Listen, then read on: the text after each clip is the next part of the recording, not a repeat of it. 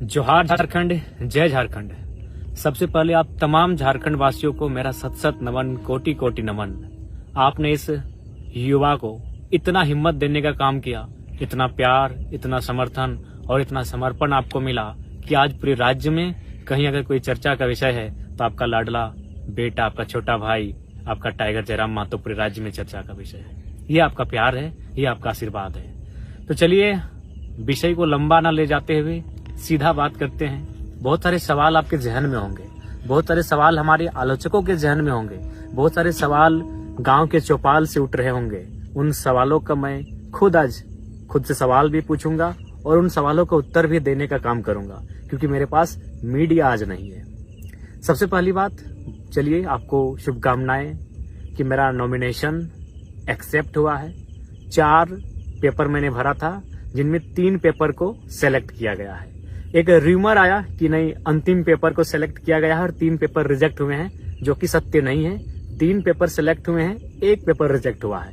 अब रिजेक्ट क्यों हुआ है, थोड़ा सा कारण बता देते हैं, कि बहुत सारे लोग कहने लगे कि पढ़े लिखे नौजवान और गलती कर रहे हैं। तो एक बात क्लियर आप जान लीजिए कि नॉमिनेशन फॉर्म वकील भरते हैं, और जो वकील रहे या कोई रहे, सबसे पहले उनका धन्यवाद। कुछ त्रुटियां हो जाती हैं, मानवीय भूल हो जाती हैं।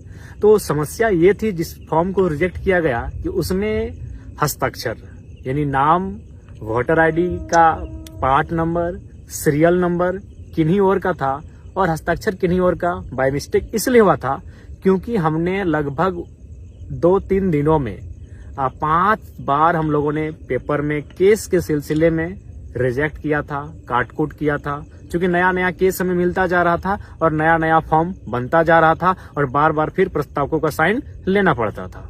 तो स्वाभाविक है, बार बार जब चीजें घटित होंगी तो कुछ त्रुटियां आ जाती है। तो खैर फिलहाल 3 पेपर सेलेक्ट है, 1 रिजेक्ट है, डज नॉट मैटर। 1 भी अगर सेलेक्ट होता है तो उसी से लोग चुनाव लड़ते हैं।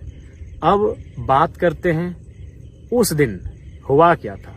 केस के बारे में सब जानना चाहता है, बहुत सारे लोग मेरी जुबान से जानना चाहते हैं कि सच्चाई आखिर है क्या। क्योंकि एक लोग जो विपक्ष में बैठे हैं, जो आलोचक वर्ग है हमारा, वो एक प्रोपेगेंडा फैला रहे हैं कि यदि जयराम बाबू को इस केस की जानकारी नहीं थी तो फिर उनका हस्ताक्षर केस के एफिडेविट में कैसे आया। तो सबसे पहले मैं आपको क्लियरली बताना चाहूंगा कि 29 तारीख को जिस दिन मेरा नॉमिनेशन पेपर खरीदा गया, मैं कहाँ था पूरा राज्य जानता है। मैं चतरा में श्रीमान दीपक गुप्ता जी के, जो हमारे दल से हैं, उनका नॉमिनेशन था। यानी मैं दिन भर चतरा में था। मेरा फॉर्म धनबाद में, बोकारो में हमारे साथी खरीद रहे हैं और मैं कहाँ, चतरा में। अगला दिन मैं कहाँ था, हजारीबाग में। यानी फॉर्म जो भर रहे थे वो मेरे साथी भर रहे थे। 1 तारीख को मेरा नॉमिनेशन होना था और 2 दिन पहले ही हम लोगों ने फॉर्म लिया था। अब वहां डिटेल्स भरा जाना स्टार्ट हुआ। केस की जहां तक बात है, सबसे पहले हम लोगों ने 10 केस इंक्लूड किया था। यानी 29 तारीख शाम को 4 बजे जब फॉर्म भरना स्टार्ट हुआ तो हमारे साथी, हमारे वकील की टीम के माध्यम से 10 केसों की जानकारी दी गई। लेकिन जैसे ही 30 तारीख को सुबह हजारीबाग मुझे जाना था संजय दा के नॉमिनेशन में, उसी दरमियान मैं गया प्रज्ञा केंद्र। वहां हमारा साथी है, उनसे मिलने गए एक अकाउंट के सिलसिले में। तो हमारे चचा बैठे हुए थे बगल के पंचायत के। उन्होंने कहा, टाइगर याद है 2015 का केस, उसका क्या स्टेटस है? हम बोले चाचा ये तो केस हम भूल चुके थे। अच्छा कि आप याद दिला दिए, तो क्या स्टेटस है इस केस का, आप ही बताइए। बोला नहीं, उसका नोटिस हमको आया है 107 बन के कि हमको एक दिन उपस्थिति देना है कोर्ट में। तो बोले आपसे रिक्वेस्ट है इस केस के बारे में डिटेल दीजिए।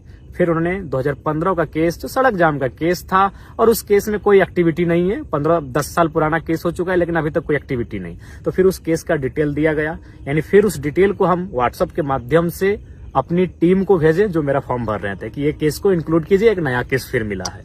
यानी वो केस इंक्लूड किया गया। अब केस नंबर 11 हो चुका है। कब हुआ है? संजय दा के नॉमिनेशन में हम जा रहे हैं, यानी दिन के 11 बजे मेरा केस नंबर हो रहा है 11। नॉमिनेशन होता है संजय दा का। हम बिशुनगढ़ आते हैं। संजय दा को कोई भी चाहे तो संजय दा से फोन में बात कर सकते हैं। बिशुनगढ़ जैसे ही हम क्रॉस करते हैं, संजय दा का फोन आता है कि जयराम भाई, नगड़ी थाना की पुलिस आपको डिटेन करने के लिए आई है, आप नॉमिनेशन करेंगे और वे लोग डिटेन कर लेंगे, या फिर आपको नॉमिनेशन करने से पहले डिटेन करेंगे। तो हमने कहा, संजय दा, नगड़ी में मेरा कोई केस ही नहीं है।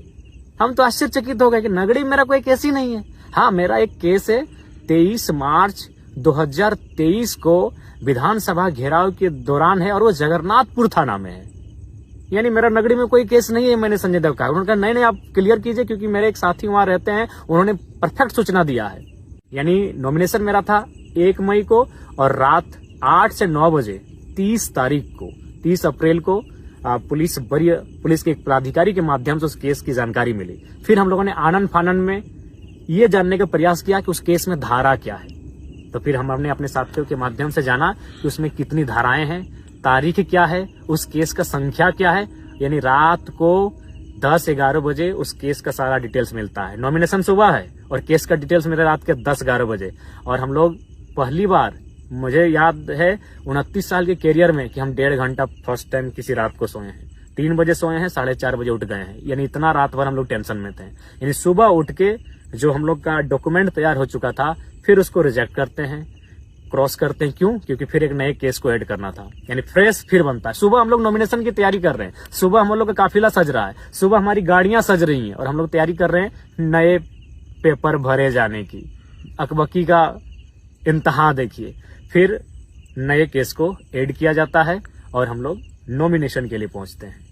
चूंकि यह केस 2 साल पुराना था। ये केस कब का है ये भी आपको बता दें। ये केस है आपका 21 मार्च 2022। यानी पहली बार जब ये आंदोलन अपने पीक टाइम में था और हम लोग फर्स्ट टाइम विधानसभा घेराव का कार्य किए थे, उस समय का है। और उस समय सभी जानते हैं कि हमारी एक्टिविटी बिल्कुल नियमता हुई थी। वहां उस समय जो डीएसपी मौजूद थे, उन्होंने बहुत सारे न्यूज चैनल में, बकायदा मुझे सनी दा का नाम याद है, उन्होंने पूछा भी था कि जयराम महतो पर कोई एफआईआर होगा। उन्होंने कहा नहीं, जहां तक 144 लागू है उस सीमा के बाहर ये लोग धरने पर बैठे हैं, कोई एफआईआर नहीं होगा। तो हम लोग भी आश्वस्त हो चुके थे।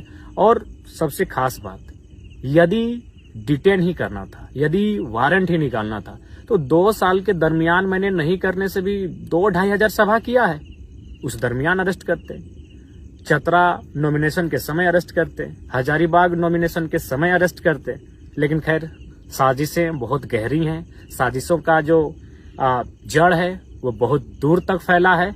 लेकिन उम्मीद है कि हम लोग भी बीज हैं, दबेंगे नहीं, पुनः उग जाएंगे। तो ये केस का डिटेल है। मैं मानता हूं केस की जानकारी मुझे बिल्कुल 30 तारीख को कंफर्म हुई है। और 30 तारीख को जैसे ही कंफर्म हुई, अगले दिन नॉमिनेशन के दिन हम लोग अपना फॉर्म को चेंज किए, उस पेज को, और नया पेज प्रिंट आउट करके निकाले, उसमें केस के डिटेल्स को भरे और फिर मैंने अपना हस्ताक्षर किया। ये रियलिटी है, ये फैक्ट है। आप संजय दा से पूछ सकते हैं कि संजय दा ने जब मुझे जानकारी दी तो मेरे चेहरे में किस प्रकार से एक आश्चर्यचकित का क्वेश्चन मार्क था कि संजय दा ऐसा कैसे होगा, नहीं मेरा नाम ही नहीं हो सकता है। इतना हम कॉन्फिडेंट थे। तो ये केस का मैटर। अब एक सवाल ये आ रहा है, भाग गए, फरार हो गए। मैं आपसे पूछना चाहूंगा कि भागने का अर्थ, भागने की को कैसे आप परिभाषित करेंगे? मान के चलिए हम किसी नदी के बीचों बीच हैं और नदी के जो पानी है, उस पानी को जिम्मेवारी मिली है कि जयराम महतो को घेर कर रखना है। तो जाहिर सी बात है, या तो मुझे नीचे सुरंग बना के निकलना होगा या तो उड़ के निकलना होगा, क्योंकि पानी की जिम्मेवारी है। या फिर अगर मुझे साइड से निकलना है, जिस तरफ निकलेंगे, तो पानी को खुद रास्ता देना होगा। बिल्कुल यही बोकारो में जहां मेरी सभा हो रही थी, बिल्कुल चारों तरफ गोलाकार पुलिस खड़ी थी, हाथ से हाथ मिलाकर पुलिस खड़ी थी। आप वीडियो देख लीजिएगा। तो फिर हम कैसे निकले? जाहिर सी बात, उन्होंने रास्ता दिया है। जी हाँ, उन्होंने ही रास्ता दिया है। मैं स्वयं उस वीडियो को वायरल करूंगा। पुलिस बैक पर आई है और स्कॉर्पियो के बोर्नेट पर बैठकर कोई फरार होता है भाई।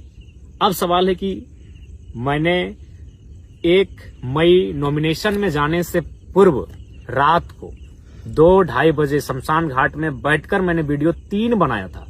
एक वीडियो में यह संदेश दिया था कि मुझे पूर्ण आशा है कि मेरा अरेस्टिंग हो जाएगा, अरेस्टिंग होने के बाद फलाना कार्यकारिणी केंद्र अध्यक्ष होंगे। मैंने ये भी उस वीडियो में घोषणा किया था, क्योंकि मुझे भी पूर्ण आशा था कि मुझे डिटेन कर लिया जाएगा। इसीलिए आनन फानन में 3 सेटों को भरा गया, क्योंकि पूर्ण आशा थी कि डिटेन करेंगे ही करेंगे।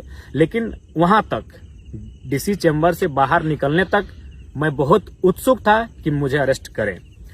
उसके बाद सभा तक, संबोधन के बाद तक मेरी इच्छा थी, मेरी दिल्ली इच्छा थी कि प्रशासन मुझे अरेस्ट करे। लेकिन परिस्थितियां वहां बिल्कुल विपरीत थी।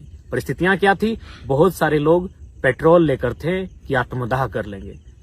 बहुत सारे लोग हिंसक और उग्र स्वभाव रूप धारण कर चुके थे। वीडियो फुटेज आप देखे होंगे यानी मैंने इसलिए वहां से निकलना उचित समझा। मैं निकला हूं, फरार नहीं। मैं बार बार कहूंगा क्योंकि आप मेरा स्टेटमेंट अंतिम क्या था याद होगा कि एसपी साहब माफ कीजिएगा, भीड़ की भावनाओं का सम्मान कीजिए, डिटेन किसी और दिन कीजिए। ये मेरा अंतिम शब्द था कि एसपी साहब माफ कीजिएगा, भीड़ की भावनाओं का सम्मान कीजिए, डिटेन किसी और दिन कीजिए। और हम वहां से निकल गए। क्या आज हम घर निकलते हैं? बाद में इस विषय पर बात करेंगे। क्यों? 1.5 लाख की भीड़ और पुलिस कितनी थी? 1,500।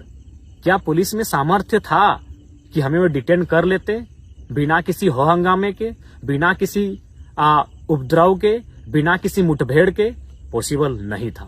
1.5 लाख की भीड़, 1,500 पुलिस, अनहोनी अप्रिय घटना घट जाती। संभवतः अगर हमें डिटेन किया जाता, अभी कौन पब्लिक, भाड़े की पब्लिक नहीं थी, प्रेम से आई हुई, समर्पित भाव से आई हुई, इस नौजवान को चाहने वाली पब्लिक, 45 डिग्री के तापमान में अपने खर्चे से आने वाली पब्लिक अपने चहते बेटे को अपने सामने अरेस्ट होते हुए बिल्कुल भी नहीं देख पाती।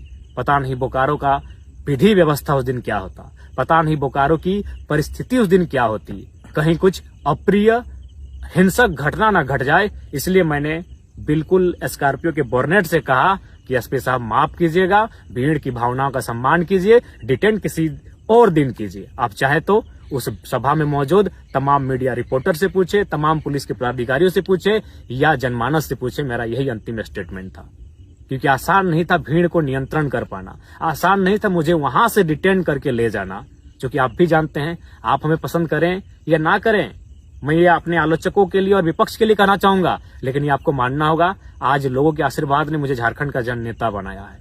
आज 45 डिग्री के टेम्परेचर में लोग बिना अपना खर्च से गए थे, और आप एनडीए और यूपीए के प्रत्याशी कितने लोग अपनी मर्जी से गए थे और कितने लोग साधन जुटाने के बाद गए थे नामांकन रैली में, ये बताने की आवश्यकता नहीं है। गांव में चर्चा है कि टेम्पो में कई रुपया दिया गया था और बोलेरो वालों को कई रुपया दिया गया था और दिन भर रहने का कई रुपया दिया गया था। ये किसी से छुपा नहीं है। मैं कह रहा हूँ 10%, 15-20% गए होंगे उनके भी रैली में, जो उनके नजदीक के लोग हैं, जो उनके समर्थक हैं, लेकिन मैक्सिमम लोग भाड़े से लेकर गए थे, ये आपको मालूम है। तो ये बिल्कुल परिस्थितियां सामान्य नहीं थी कि हम वहां से डिटेन कर लिए जाते।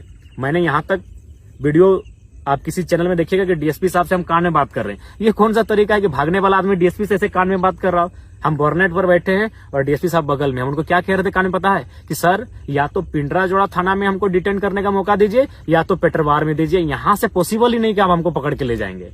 यहाँ उपद्रव हो जाएगा, यहाँ अप्रिय घटना घट जाएगी, क्योंकि पब्लिक का मूवमेंट गजब का है।